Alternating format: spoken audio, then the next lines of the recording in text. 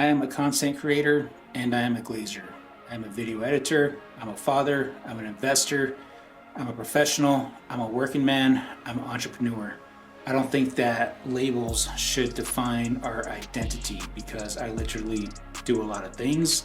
I had somebody reach out to me, or I had somebody tell me the other day, we were at a bar and he was like, so I heard you're doing video work, like photography and videography. And I was like, yeah, sure.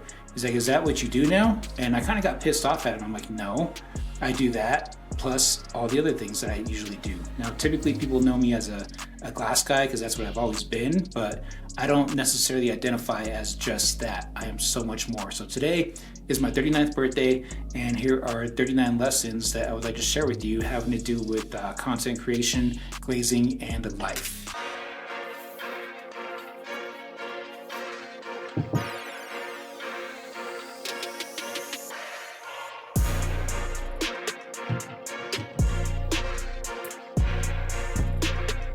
Chapter 1 is the glazing portion. Accuracy isn't the goal, it is the standard. 16ths of an inch matter more than you know. If nothing else, if you can measure and install at a 99% success rate, it almost doesn't matter how good of a salesperson you are because the customers will always come back. I've watched this happen time and time again with people measuring, who never fail at measuring, and they have the best customers even though their people skills are subpar. Accuracy makes all the difference in this aspect. And this leads to number 2. Most problems don't happen in the install. It happens in the sale or the measurement.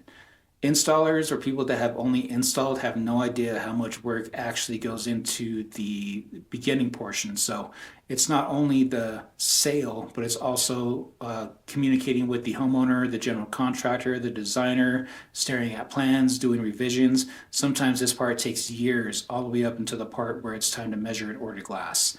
And the better prepared and the better plan that you have and the expectations that you set from this point moving forward are what determine the success of the job, not just the install. I used to be an installer and I used to think that it was a very big piece of the pie, but now that I'm where I'm at now, I can see that it's just a piece of the pie. It all matters. Number 3, the best jobs are won before the glass is even cut. And this goes into sales, building relationships, getting your stuff on social media, having credible referrals. All this plays a huge part in getting somebody to trust you with thousands of dollars, sometimes tens of thousands of dollars, and sometimes 6 figures. It all starts with the sale and the relationship built. Number 4, systems beat hero installers every time. So I bet we all know that one installer that's the best and they save the day all the time, but they're not always going to be there. They may go work for somewhere else, or they may call in sick, or they may get a court case. And at the end of the day, if you're going to run a successful business, you got to be able to plug and play people. Swap them out just as well. Maybe they're not as good of an installer, but so long it was sold, designed, measured, and ordered correctly, the install should go in just fine. Number 5, have a signature style. So for me, grid lines, unique designs, and modern aesthetic is kind of the style of Baron Glass, because not a lot of other glass companies are willing to go the extra mile with design. In other words, a lot of glass companies don't want to push the envelope in design because it can't be drawn in showers online. At Baron Glass, we like to use Shaper 3D to design crazy glass systems that have never been done before, and that is the signature style. Number 6, communication with the customer is just as important as the install. Almost more important. Communication is key. I talked with my buddy Cody Hartman on a podcast, and he emphasizes communication is the number 1 factor in the success of his business. All the way from sales to measure to design to order to install. Even the installers should be communicating. Good news, no news, or bad news. Number 7, the job is not done when the glass is in. The job is done when it feels right. And obviously, I'd like to take videos and take pictures, and so we tell our guys to walk away from the job when it's picture ready, which means perfect, clean, done, everything adjusted, good to go. Number 8, you're not selling glass, you're selling trust, and trust is built over time. Social media is a very good way to build that trust, or hitting the networking events or referrals are probably the best form of trust. Number 9, the difference between good and elite is attention to detail. I heard a story from a contractor that says they have a painter that would be top 1% if they just spent 10 more minutes perfecting the small details. It's the same thing in glass, making sure the silicone is good, making sure your channels are mitered just right, making sure that the gaps are perfect. Often the smaller details are more impactful than the bigger picture. Number 10, train people long enough that they stop needing you altogether. That is the goal. How are you going to replace yourself at scale if your fingers are tied into everything? Number 11, the right hardware and design solves problems before they exist.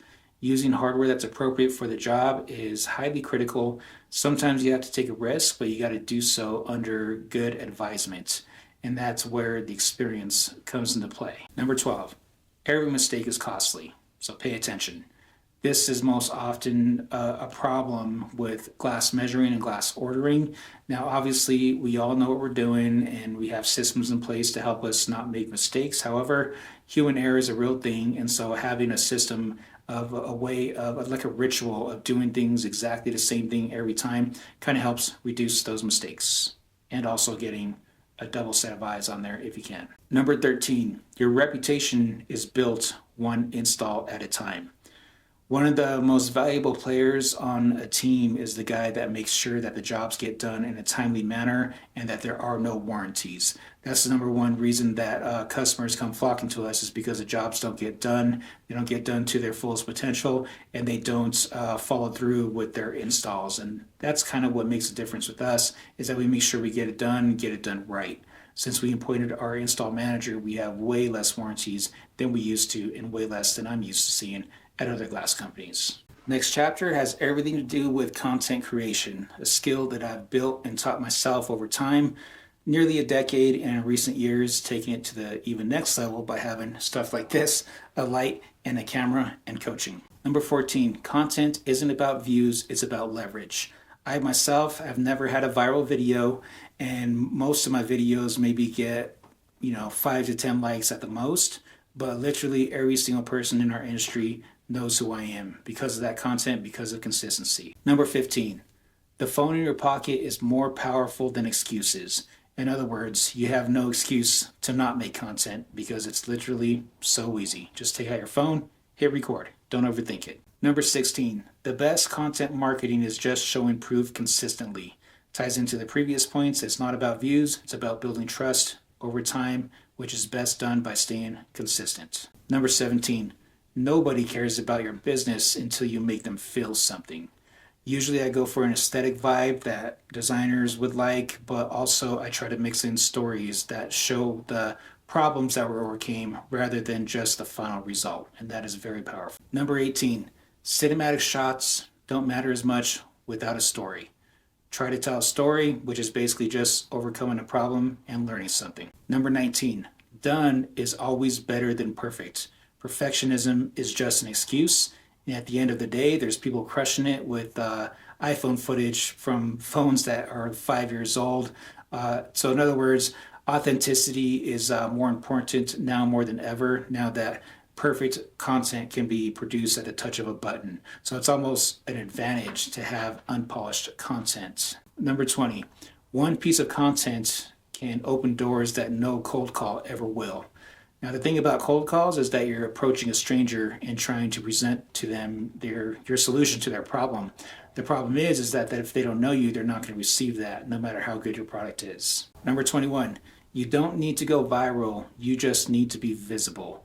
So keeping top of mind is a piece of advice that my friend Cindy gave me, and she is the master of this. She has consistent content going out all the time, always top of mind of her customer base. Number 22, your boring day is somebody else's insight.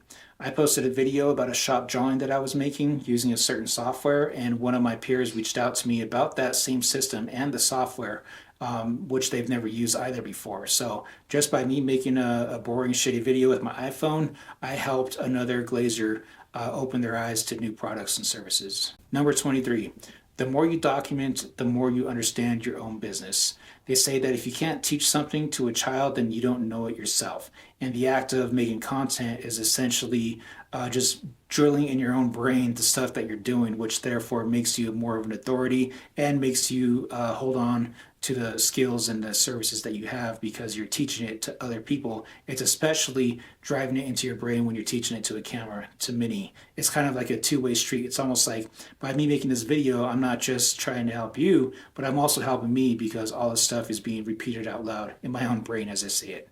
I don't know if that makes sense. Number 24, content compounds over time, just like money. Starting off small and staying consistent goes a long way. And if you just try to post at least 3 times a week, I think you'd be surprised at the traction that you gain. But more importantly, it's good to engage with other people in your industry so that you get some authentic engagement on your own content. It's kind of a two-way street. Number 25, if you can explain it simply, you can sell it. My man, Jim Young, is the master of this. He's always doing quick little tidbits on the products that they sell, and he's crushing it on TikTok, and it actually works. Keep it simple and short. Number 26, the goal is not followers, it's opportunities. After doing this for so many years, I can tell you without a shadow of a doubt that posting content has opened a ton of opportunities, not just for Bear and Glass, which is probably measured at least $1 million now, but also for Be Inspired Studios, which you're watching right now on YouTube. I have several forms of monetization that go into the thousands of dollars every single month, and it's not because I go viral. As of the time of this recording, I got 522 subscribers, but I just closed at $10,000 worth of jobs yesterday, and these are jobs that have to do with content creation, which go into the business account.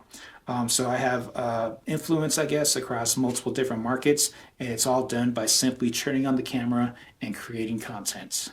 All right, the final section, today's video, having to do with life. Now, I am a goal-driven person, and I set a lot of goals for myself. I do everything right, but one thing I find is that I literally accomplish every single goal that I've ever set. But the thing about that is that the goalpost will always move.